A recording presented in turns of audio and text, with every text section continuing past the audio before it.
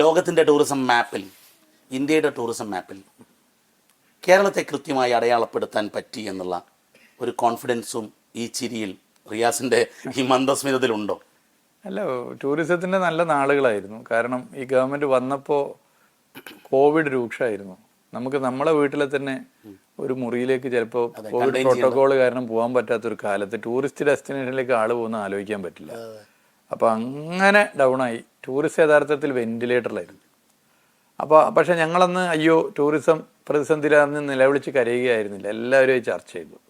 അപ്പോൾ ഈ ബഹുമാനപ്പെട്ട മോഹൻലാലുമായിട്ടൊക്കെയുള്ള ചർച്ചയുടെ ഭാഗമാണ്. പലരും ചർച്ച ചെയ്തു. അപ്പോൾ ആ ചർച്ചയുടെ ഭാഗമായി ഓരോ കാര്യങ്ങളും 5 വർഷത്തേക്ക് പ്ലാൻ ചെയ്തു. അതിൻ്റെ ഭാഗമാണ് കേരളം ഉണ്ടായതിനു ശേഷമുള്ള സർവ്വകാല റെക്കോർഡ് സഞ്ചാരികൾ എന്ന് വരുന്നത്. എവിടെയൊക്കെയാണോ കോവിഡിന് ശേഷം ലോകം ശ്രദ്ധിച്ചത് അവിടെ കേരളവും ശ്രദ്ധിച്ചിട്ടുണ്ട്. കേരളത്തിലെ ടൂറിസത്തിൻ്റെ മത്സരം ഇന്ത്യയിലെ മറ്റു സ്റ്റേറ്റുകളുമായിട്ടായിരുന്നില്ല, ലോകരാജ്യങ്ങളായിട്ട്. ഈ ടൂറിസത്തിൻ്റെ കാര്യം വരുമ്പോൾ ഇൻഫ്രാസ്ട്രക്ചർ ഡെവലപ്മെൻറ്റ് ടൂറിസത്തിലൊരു പ്രധാനപ്പെട്ട ഘടകമാണ്. ഒരുപക്ഷെ നേരത്തെ കേരളത്തിൻ്റെ പരാധീനതയും എയർപോർട്ടിൽ എത്തിക്കഴിഞ്ഞാൽ ഒരു ടൂറിസം ഡെസ്റ്റിനേഷനിലെത്താൻ വലിയ ബുദ്ധിമുട്ടാണ്, യാത്ര ദുഷ്കരമാണെന്നുള്ളതാണ്. ഒരുപക്ഷെ താങ്കൾ ഈ ടൂറിസം മാർക്കറ്റിംഗ് ബ്രാൻഡിങ് നടത്തുന്ന സമയത്ത് തന്നെ ഈ ഇൻഫ്രാസ്ട്രക്ചറിലേക്ക് വല്ലാതെ ശ്രദ്ധയൂന്നിയിരുന്നു. അതായത് ചെറിയ ടൂറിസ്റ്റ് മേഖലയിലേക്ക് പോലും റോഡുകൾ മെക്കാഡൻ റോഡും BMC റോഡും ഒക്കെ ആക്കി മാറ്റൽ, അത് നേരത്തെ ആസൂത്രണം ചെയ്ത് വർക്ക് ചെയ്തതാണോ? ശരി, അതെ. ഈ BMNBC റോഡാണല്ലോ ഒരു 5-8 കൊല്ലത്തേക്ക് ഒരു കുഴപ്പമില്ലാത്ത റോഡ്. അത് നമ്മുടെ രാജ്യത്ത് ഏറ്റവും ഉയർന്ന ഗുണനിലവാരം ഉറപ്പുവരുത്തുന്ന നിലവിലുള്ള രീതിയാണ്. അതെ, ശാസ്ത്രീയമായി. അപ്പോൾ അത് നമ്മളൊരു 50% റോഡുകൾ PWDയിലേത് BMNBC ആക്കണം എന്നാണ് നിശ്ചയിച്ചത്. അതായത് 15,000 കിലോമീറ്റർ, ടോട്ടൽ 30,000 ആണ്.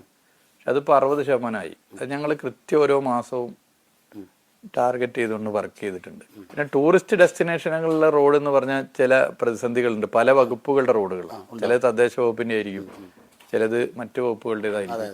പക്ഷെ ഞങ്ങൾ പരമാവധി ശ്രമിച്ചിട്ടുണ്ട്. ഇപ്പോൾ മൂന്നാറിലേക്കുള്ള റോഡ് അരിക്കൊമ്പം വന്നതിന് ശേഷമാണ് അതൊരു ട്രെൻഡായത്. അരിക്കൊമ്പനെ കൊണ്ടുവന്നൊക്കെ കാട്ടിയപ്പോഴാണ് ആളുകൾ ഇത്രയല്ല റോഡാണോ. നേരത്തെ വാഗമണിലേക്കുള്ള റോഡും മൂന്നാറിലേക്കുള്ള റോഡും ഇപ്പോഴത്തെ റോഡുള്ള വ്യത്യാസം നമുക്കറിയാം. ബഹുമാനപ്പെട്ട മുഖ്യമന്ത്രി നയിച്ച ഈ 2 ഗവൺമെൻറ്റുകളും, ഡോക്ടർ തോമസ് ഐസക്കും അതുപോലെ തന്നെ ശ്രീ KN ബാലഗോപാലും ധനവകുപ്പ് കൈകാര്യം ചെയ്ത കാലത്ത് വളരെ ഗംഭീരമായി കൈകാര്യം ചെയ്തു. പശ്ചാത്തല വികസന മേഖലയിൽ ശ്രീ G സുധാകരൻ വളരെ ഭംഗിയായി അദ്ദേഹത്തെ ഏൽപ്പിച്ച ഉത്തരവാദിത്വം നിർവഹിച്ചു. അപ്പം അതിൻ്റെ ഒരു തുടർച്ചയാണിപ്പോൾ.